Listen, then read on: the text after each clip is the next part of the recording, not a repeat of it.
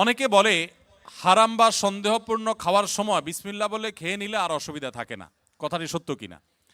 এটা হলো ২ নম্বর মুসলমান যারা, এরা সাধারণত কোনো কিছু হারাম কিন্তু ডাইরেক্ট হারাম খাইতেও আবার ইতস্তত বোধ হয়, এটাকে নিজের জন্য হালাল করার জন্য একটা বুদ্ধি বাইর করছে, এটা ভাই বিসমিল্লাহ বলে খেলে কোনো অসুবিধা নেই।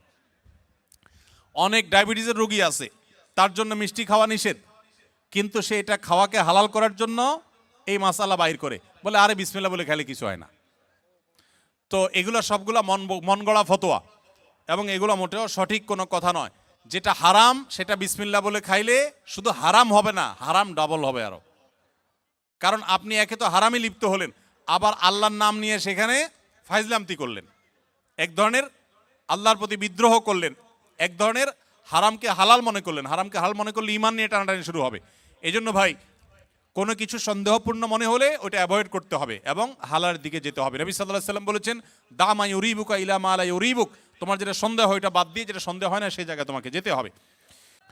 স্বামী স্ত্রী দুজনেই যদি জান্নাতে যায়, তাহলে তারা কি এক জান্নাতে থাকবে নাকি আলাদা জান্নাতে থাকবে? স্বামী স্ত্রী দুজনে যদি জান্নাতে যায়, দুজনকে দুই জান্নাতে দিলে তারা সুখে থাকবে না এক জান্নাত দিলে সুখে থাকবে? কি বলেন? আপনারা যারা বিবাহ করেছেন, স্বামী স্ত্রী দুজনেই আল্লাহ চাহেন তো জান্নাতে দিলেন, দুজনকে আল্লাহ তাআলা দুই জান্নাতে রাখলেন, তো আপনারা কি মানসিকভাবে সুখে থাকবেন? তাহলে কিভাবে এটা প্রশ্ন আসতে পারে বা কিভাবে এই প্রশ্ন উঠতে পারে? মনে রাখবেন, স্বামী স্ত্রী উভয়ে যদি জান্নাতে যান, আল্লাহ তাআলা উভয়কে একসঙ্গে রাখবেন। শুধু তা নয়, জান্নাতে যে হুররা থাকবেন, এই হুরদের সবার নেতৃত্বে থাকবেন তার স্ত্রী। এখন আপনি বলবেন যে অনেক মহিলা আমাদের কাছে প্রশ্ন করে লিখে দেয়। একবার এক মহিলা লিখেছিলেন যে ভাই, এমন একটা আমল শিখিয়ে দেন যে আমলটা করলে আমার স্বামী জান্নাতে আর যা পাক হুর অন্তত পাবে না। তো আমি উত্তরে বলেছি, দেখুন বোন, দুনিয়াতে যেরকম সতীনের প্রতি একটা দুঃখ, কষ্ট, জেদ, ক্ষোভ এটা থাকে, পৃথিবীর সব মেয়েদেরই থাকে। আল্লাহ এভাবে সৃষ্টি করেছেন, কেউ আসলে শেয়ার করতে চায় না, স্বাভাবিক। তবে জান্নাতে মানসিকতাটা এরকম থাকবে না। আল্লাহ তাআলা বলেছেন, ওয়ানাজাআনা মা ফি সুদুরিহিম মিন গিল, জান্নাতে অন্তরের যত হিংসা, হাসাদ এগুলো সব আল্লাহ তাআলা বের করে দিবেন, রিফাইন্ড হয়ে যাবে। আপনার এখন মনে হচ্ছে যে আমি কিভাবে এটা সহ্য করব, সেখানে আপনার কাছে এটা কোনো বিষয় মনে হবে না। আর মনে রাখবেন, মূল স্ত্রীর মর্যাদা আপনার থাকবে, তাদের সেই মর্যাদা থাকবে না। যাই হোক, তো জান্নাতের এবং দুনিয়ার বিষয়টা সম্পূর্ণ ভিন্ন ভাই। আমরা অনেকে জান্নাতকে দুনিয়ার সাথে তুলনা করি। এক লোক, তিনি ধূমপান করেন, তিনি বলেন যে ভাই, জান্নাতে তো যা চাবে আল্লাহ তাই দিবে, তো আমি তো বিড়ি ছাড়া থাকতে পারি না, জান্নাতে কি আল্লাহর কাছে এটা চাইলে আল্লাহ দেবে কিনা? তো আমার উত্তর হলো, আপনার এই যে বিড়ি বা ধূমপান করার যে, সিগারেট পান করার যে আপনার বদভ্যাস আছে, এই কুরুচি জান্নাতে থাকবে না ইনশাআল্লাহ। আপনার এই কুরুচিটাই কি হয়ে যাবে? চেঞ্জ হয়ে যাবে ইনশাআল্লাহ। অতএব জান্নাতে স্বামী স্ত্রী উভয় যদি যান, তারা একসঙ্গে শুধু থাকবেন তা নয়, বরং তারা স্বামী স্ত্রী হিসাবেই থাকবেন ইনশাআল্লাহ। আল্লাহ আমাদের সবাইকে জান্নাতে একত্র হওয়ার তৌফিক দান করুন। এখানে কোরিয়াতে বেশ কিছু চকলেটের উপাদানের জায়গা লেখা থাকে সাসুগি বা থাক্কুগি, যার অর্থ গরু বা মুরগি, অথবা চকলেটগুলো সফট মিল্ক ফ্লেভারের চকলেট। আদৌ পিওর গরু বা চিকেন আছে কিনা তা বোঝা যায় না, থাকলেও হালাল কিনা আমরা সেটা জানি না। এমন নুডলসও আছে। এরকম চকলেট বা নুডলস খাওয়া আমাদের জন্য হালাল হবে কি না? প্রশ্নটি লিখেছেন ভাই আবির। আপনার প্রশ্ন উত্তর হলো যে, যত চকলেট আছে ওয়ার্ল্ড ওয়াইড, বেশিরভাগ চকলেটগুলোতেই আসলে হারামের উপস্থিতি বা উপাদান থাকার সম্ভাবনা জোরালো। সবগুলোতে না, অনেক চকলেট আছে এর বিপরীতে আলহামদুলিল্লাহ, যেগুলো হালাল, যেগুলোতে হারাম কোনো উপাদান নেই। এই বিষয়টা পৃথিবীর অন্য অনেক দেশে নিরূপণ করা সহজ, আপনাদের কোরিয়াতে একটু কঠিন।